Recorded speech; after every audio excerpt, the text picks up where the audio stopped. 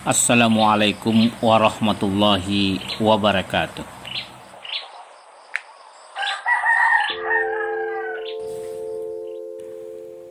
Titik-titik serang pelemahan adat Minangkabau.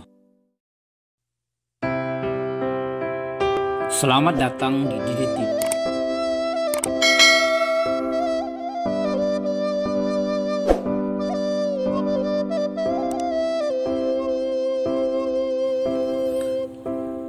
Saudara, serangan yang bertujuan menggoyahkan, melemahkan, bahkan merobohkan adat Minangkabau yang bersandi syarak bersandi kitabullah terus dilontarkan oleh mereka yang sesungguhnya adalah musuh-musuh Islam, kendati pun mereka menggunakan strategi mempertentangkan adat Minangkabau dengan Islam. Bahkan mereka yang mengklaim dirinya sebagai anak Minangkabau, kemanakan Minangkabau, ikut menyerang adat Minangkabau yang mungkin karena ketidakpahaman atau motif lain. Ada 3 titik serang terhadap adat Minangkabau yang selalu dihajar, dihantam, dan dijadikan target pelemahan berkepanjangan. Pertama, adat Minangkabau menganut garis keturunan ibu, sementara syariat Islam mengikuti garis keturunan bapak. Kedua, adat Minangkabau membagi harta warisan kepada perempuan, sementara Islam membagi harta warisan sebagian besar untuk laki-laki. Ketiga, syariat Islam tidak melarang menikahi perempuan dalam satu kaum atau sasuku, tapi adat Minangkabau melarang kawin dalam satu suku. Untuk menghindari kesalahpahaman yang berpotensi menjadi fitnah, mari kita dudukkan pemahaman kita terhadap persoalan ini.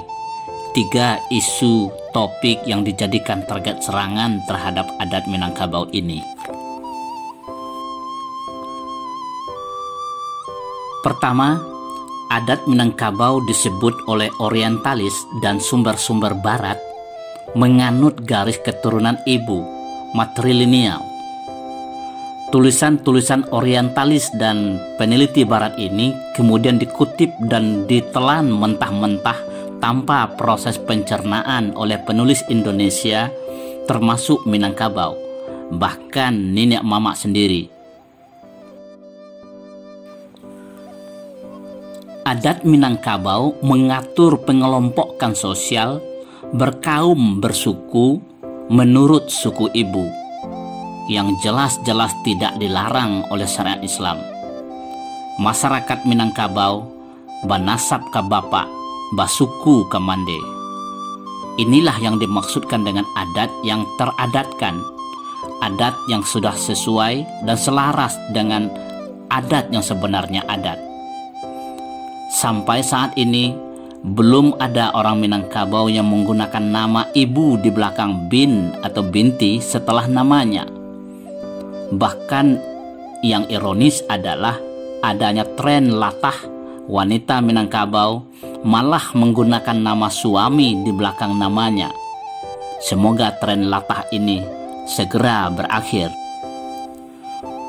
Perlu diperjelas dan dipertegas bahwa adat Minangkabau tidak pernah menganut garis keturunan ibu, matrilineal.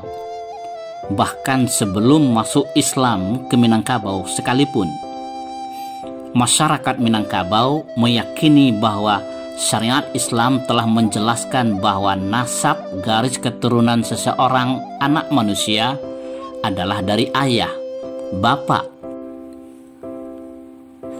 Kedua, syariat Islam telah mengatur pembagian harta warisan secara jelas, lebih banyak untuk laki-laki.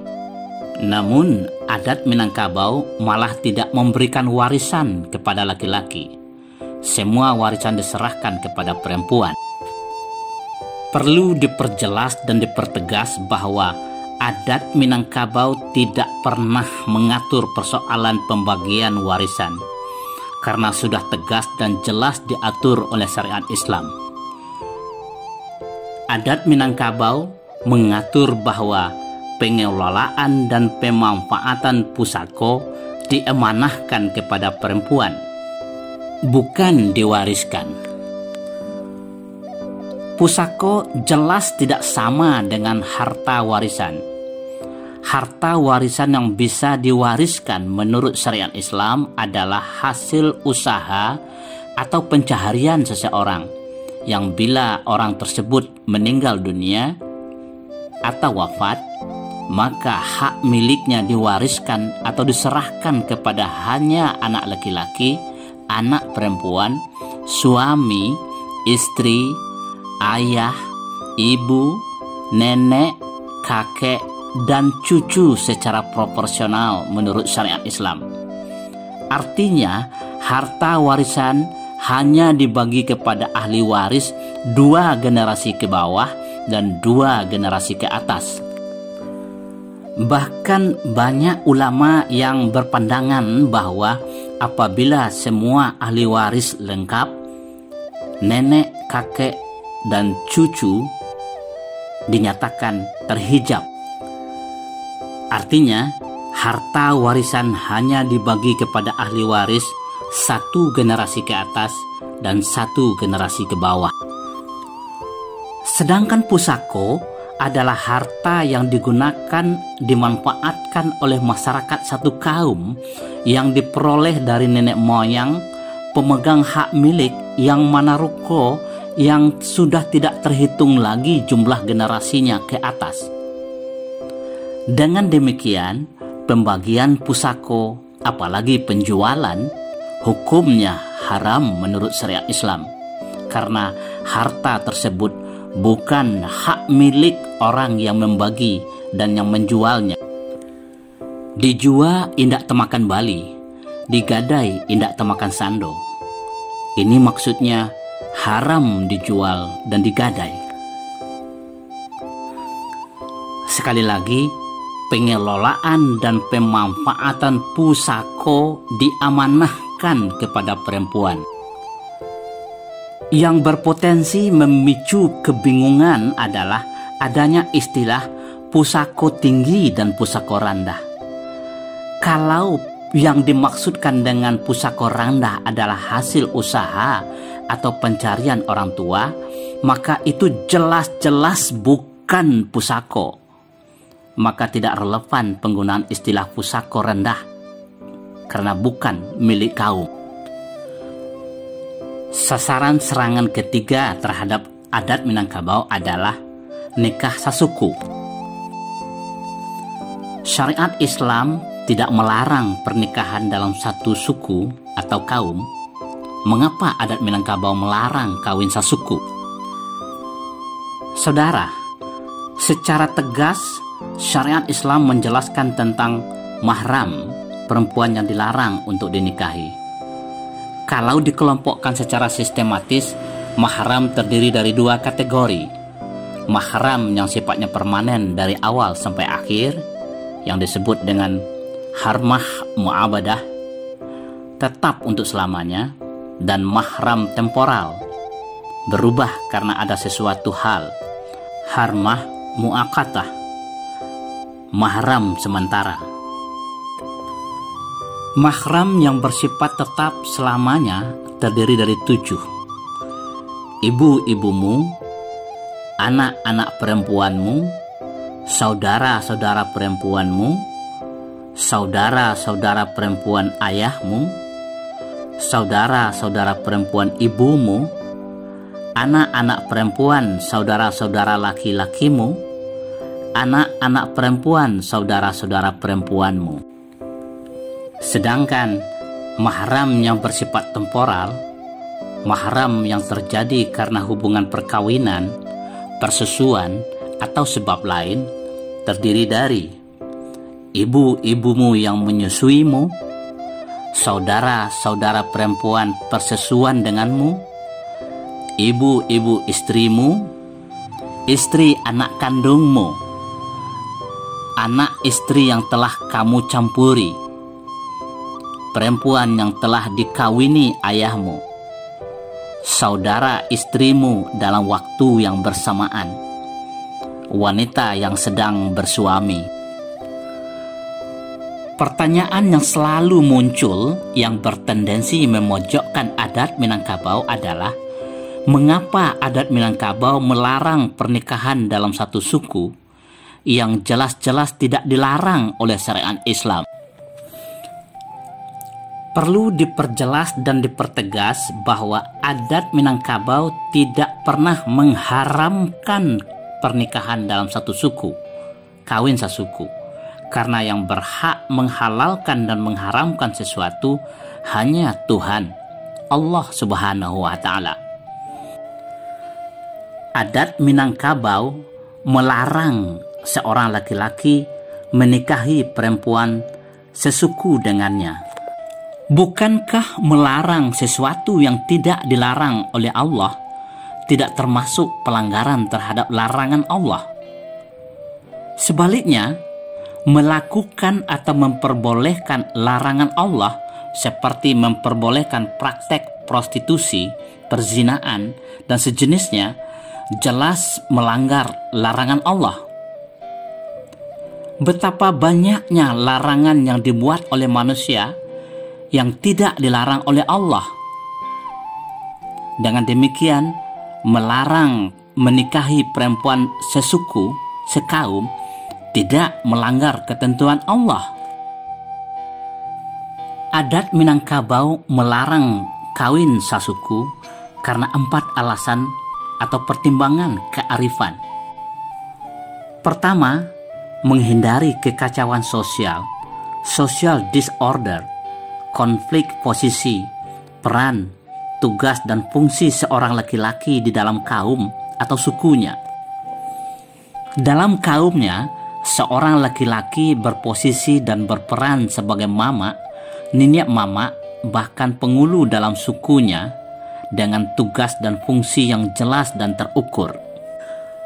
Sementara laki-laki yang menikah dengan perempuan dalam kaum atau suku tersebut berposisi sebagai sumando yang memiliki posisi tertentu dengan batasan peran, tugas, dan fungsi yang jelas di dalam kaum tersebut.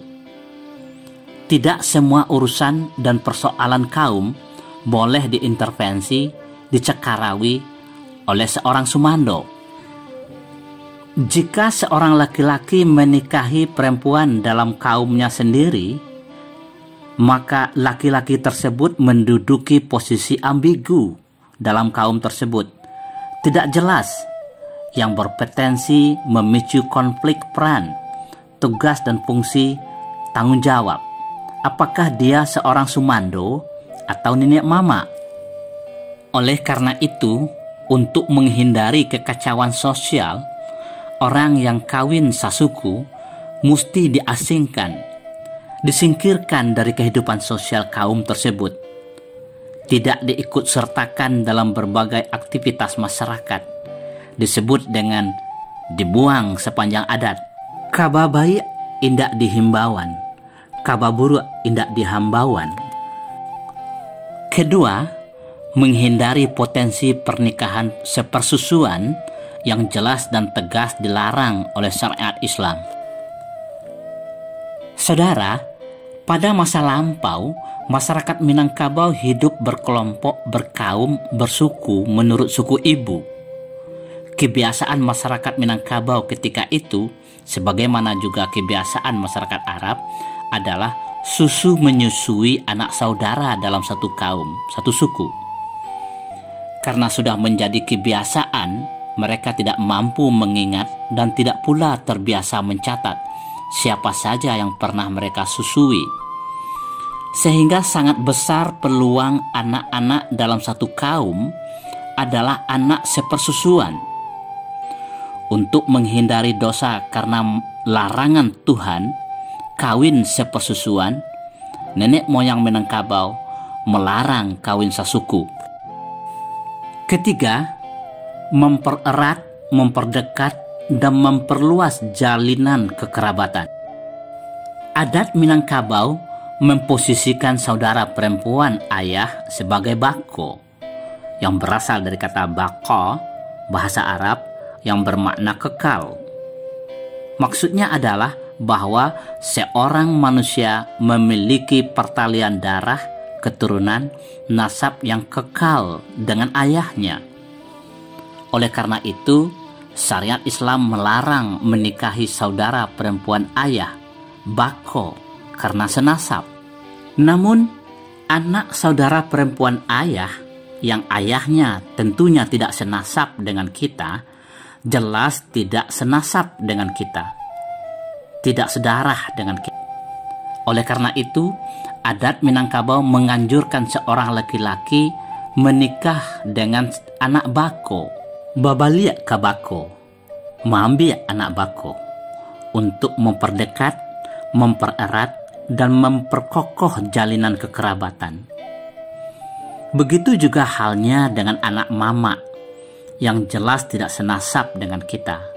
Adat Minangkabau menganjurkan seorang pemuda menikahi anak mamanya. Kuah tatunggang kanasi, tidak terbuang sia-sia. Namun, anak laki-laki pemuda Minangkabau lebih dianjurkan untuk pergi merantau dan menikah di rantau. Karatau madang di hulu, babuah babungo balun. Merantau bujang dahulu, di rumah paguno balun.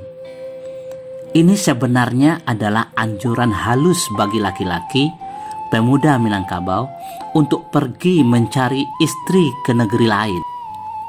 Apakah anak seorang laki-laki Minangkabau dari istri yang bukan orang Minangkabau tidak mendapatkan hak kaum suku di Minangkabau?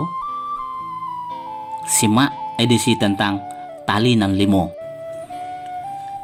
Dan yang keempat, menjaga kualitas genetik keturunan.